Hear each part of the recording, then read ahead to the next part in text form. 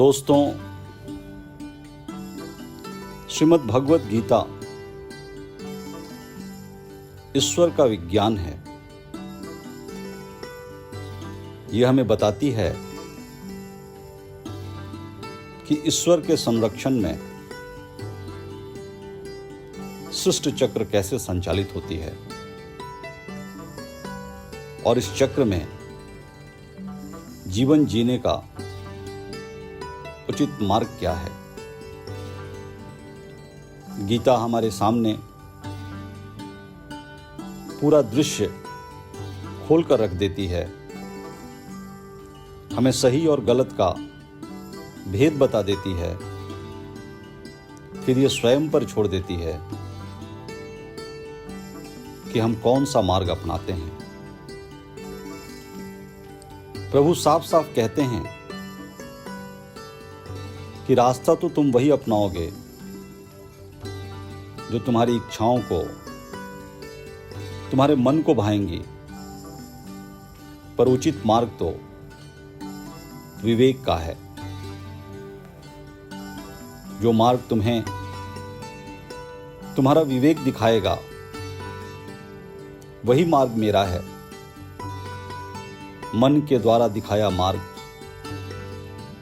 अहंकार का मार्ग है। उस मार्ग पर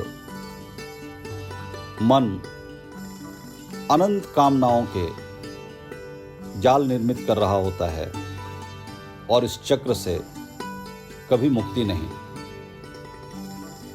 ये संसार तुम्हारा बुना हुआ जाल ही तो है और इस संसार को मैं सृष्टि चक्र के नियम से धारण किए हुए हूं।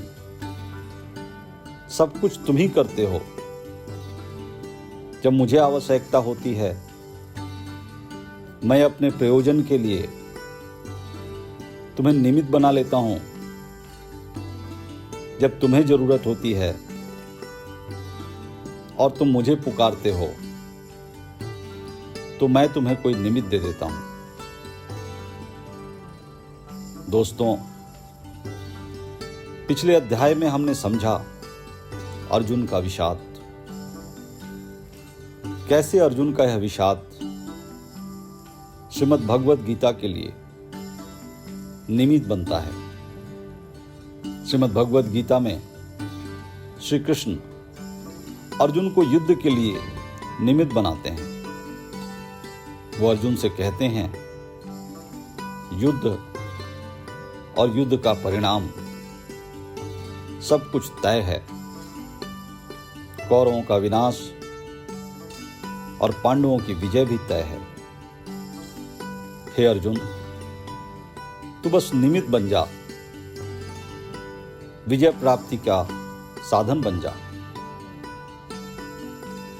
श्रीमद् भगवत गीता के 11वें अध्याय में श्री कृष्ण अर्जुन से कहते हैं, मय्येवेते निहिता पुरमेव निमित्त मात्रम भव्य सव्यसाचिन्। युद्ध भूमि में खड़े ये सारे योद्धा मेरे द्वारा पहले ही मारे जा चुके हैं। हे सव्यसाची, तुम बस निमित्त मात्र बन जाओ। दोस्तों, सृष्टि चक्र के नियंता ने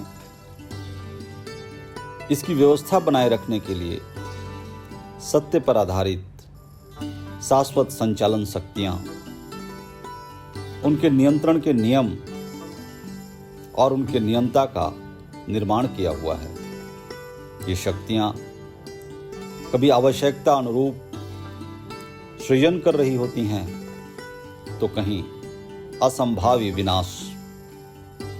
श्री कृष्ण कहते हैं, कालो अस्मि लोकक्षय कृत प्रविधो। हे अर्जुन, मैं काल हूं, जिस युद्ध में खड़े सभी लोगों का मैं विनाश करने आया हूं। विनाश इसलिए क्योंकि वो असंभावी है, पर विनाश इसलिए भी क्योंकि नई सृष्टि उसके बाद ही संभव है। इसलिए वो अर्जुन से कहते हैं, तस्मात् त्वम् उत्तिष्ठत् यशो लभस्व जीत्वा शत्रुन् भुङ्क्ष्वा राज्यं समृद्धम्। अर्जुन उठो, अपने शत्रुओं को जीतो, यश प्राप्त करो और अपने राज्य को समृद्ध करो। यही सृष्टि चक्र है। सृजन और समृद्धि से प्रकाश एवं पुण्य का प्रसार, पतन एवं विघटन से विश्व एवं पाप का विनाश। हमारे मन में अक्सर प्रश्न उठता है कि ईश्वर के होते इस विध्वंस, इस विनाश की जरूरत क्यों पड़ती है? ईश्वर के होते संसार को इस संहार की पीड़ा से क्यों गुजरना पड़ता है? गलत लोगों के लिए तो फिर भी समझ में आती है, पर सही लोग भी आजीवन कष्ट और पीड़ा में क्यों होते हैं? क्यों होती हैं उनसे गलतियां और ईश्वर उन्हें इन गलतियों से मुक्त क्यों नहीं करते? कहते हैं श्री कृष्ण से उनके प्रिय भ्राता उद्धव ने उनके संसार पलायन से पहले कुछ ऐसे ही प्रश्न किए थे। उद्धव ने पूछा था, प्रभु आप चाहते तो इस महाविनाश के बीज स्वरूप द्रौपदी का दुर्योधन को अपमानित करना रोक सकते थे, पांडवों का दूत क्रीड़ा में हारना रोक सकते थे, द्रौपदी का दांव पर लगना रोक सकते थे। आप चाहते तो कोई बीच का रास्ता निकल सकता था, पर आपने ऐसा नहीं होने दिया। ऐसा लगता है जैसे आप खुद ही ये विनाश चाह रहे थे। प्रभु ने कहा, उद्धव, जो हो रहा था वो नियति थी। मुझसे कईयों की अपेक्षा थी कि मैं नियति को परिवर्तित कर दूं, किंतु मैंने ऐसा नहीं किया। हर युग में ऐसा कुछ न कुछ अवश्य होता है जो आने वाले युग के लिए उदाहरण बन जाता है। जैसे त्रेता युग में श्री राम और रावण की कथा, हर युग में पात्र अपने गुण भी दिखाते हैं और अपने अवगुण भी, किंतु हर युग के पात्र आने वाले युग के लिए उदाहरण बन जाते हैं। यदि मैं इस युग की नीति को परिवर्तित करता तो आने वाला युग इनसे कुछ भी नहीं सीख पाता और इन सब का दोषी केवल मैं होता। नियति अपने नियम से संचालित होती है। इसमें जबरन मेरी शक्तियों का प्रयोग संसार में अंधविश्वास को बढ़ावा देती है, आस्था को नहीं। अहंकार से भरा आदमी अपना विवेक खो देता है। ऐसे में जब वो गलतियां कर रहा होता है तब उसे सबसे परेशानी मुझसे यानी सच्चाई से ही होती है और वो नहीं चाहता कि सच्चाई सामने आए। द्रौपदी के मन में जो टीस थी उसे दुर्योधन को अपमानित करने में इतना आह्लादित कर रही थी कि वो बुद्धि और विवेक की कहां सुनने वाली थी। अपने अहंकार में वो कर्म के जो बीज बो रही थी उसके फल तो आने ही थे। पांडव जब दूध कीड़ा में गए तो वो जानते थे कि ये उचित नहीं, पर उन्हें अहंकार था कि यहां भी वो कौरवों को शिकस्त देंगे। उन्हें पता था कि इस खेल में दुर्योधन युधिष्ठिर के मुकाबले बिल्कुल कच्चा है, इसलिए वो नहीं चाहते थे कि उनके इस कृत्य का मैं साक्षी बनूं। उन्होंने खुद ही प्रार्थना कर मुझे वहां आने से रोक रखा था। वहीं दुर्योधन ने अपनी तमाम कपट और कुटिलता के बावजूद विवेक का सहारा लिया। उसे पता था वो पासों के इस खेल में कच्चा है और युधिष्ठिर इसमें पारंगत हैं। उसे पांडवों के अहंकार की भी समझ थी। उसने बड़ी चतुराई से अपने अहंकार को दबा अपनी जगह अपने मामा शकुनी के पासे फेंकने की पेशकश कर दी। पांडव जानते थे कि शकुनी इस खेल का मजाक खिलाड़ी है, फिर भी वो अपने अहंकार में इसके लिए तैयार हो गए। पांडवों के पास विकल्प था। उन्होंने अपने विवेक का प्रयोग किया होता तो वो अपनी तरफ से मुझे खेलने के लिए प्रस्तावित कर सकते थे। यदि मैं पांडवों की तरफ से खेल रहा होता तो खेल का परिणाम निश्चित तौर पर इसके विपरीत होता। मैं तो वहीं था, सभा स्थल से बाहर, इस इंतजार में कि बस एक बार पांडव मुझे याद कर लें, पर वो तो इस प्रार्थना में रत थे कि मुझे कुछ पता ही न चले। अपनी जीत के अहंकार में दुर्योधन ने जो द्रौपदी के साथ किया,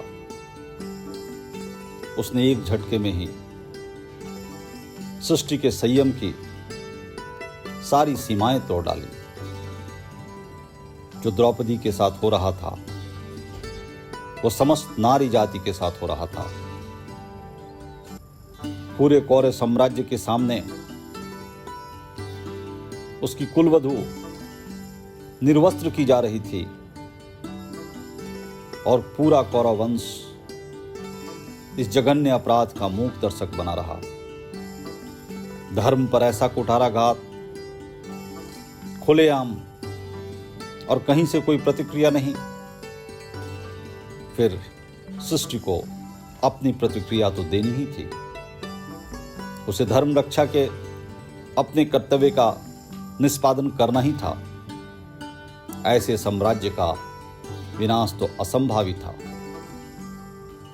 और जो घटित हो रहा था वो सब कुछ अनायास नहीं था।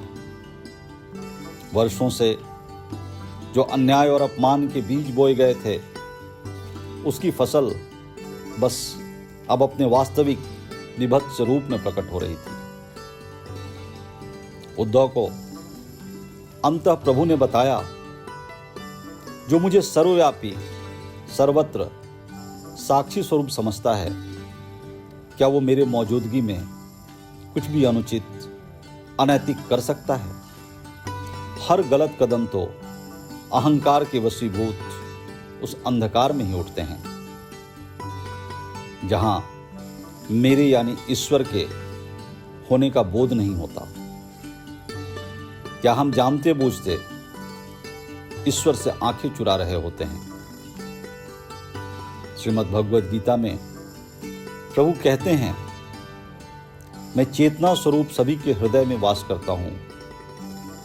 जब तुम्हें उचित और अनुचित का बोध न हो, तुम मेरे पास आओ, मैं तुम्हारे मन के अंधकार को मिटा दूंगा। मेरे प्रकाश से आलोकित तुम सदैव सत्य के मार्ग पर प्रशस्त रहोगे। ईश्वरः सर्वभूतानां हृदय से अर्जुन तिष्ठति, ब्राह्मण्य सर्वभूतानि यंत्रूढ़ानि माया। हे अर्जुन, शरीर रूपी यंत्र में सभी प्राणियों के हृदय में अंतर्यामी परमेश्वर चेतना स्वरूप स्थित हैं और अपनी माया से उनके कर्मों के अनुरूप उन्हें भ्रमण करा रहे हैं। कैसा है ईश्वर का ये स्वरूप जो हृदय में चेतना स्वरूप वास करता है, जिसके होने से जीवन है, जिसके चले जाने से जीवन समाप्त हो जाती है, जिसके लिए शरीर बस मात्र एक वस्त्र है, समझेंगे श्री कृष्ण से भगवद गीता के अगले अध्याय में। आज का विराम बस यहीं।